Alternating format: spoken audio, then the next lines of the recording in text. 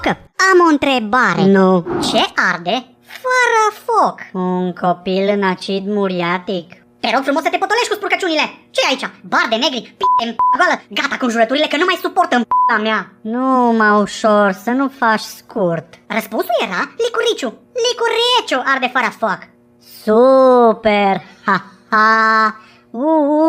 Yeah! Și? Cum și? Și voi dați așa frumos zburdă ca o gazelă. Vezi? Da. O lumină în văzduh. Ce să este oare? Licuriciul chinezesc arde cel mai tare. Ce-i mizeria asta? Mizerie? Mizerie are măta după urechi. Ăsta-i lirciuchiciu meu. L-am luat prin interneturi direct din China.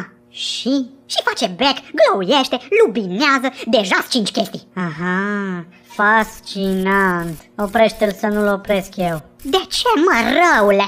El nu-i copil ca tine.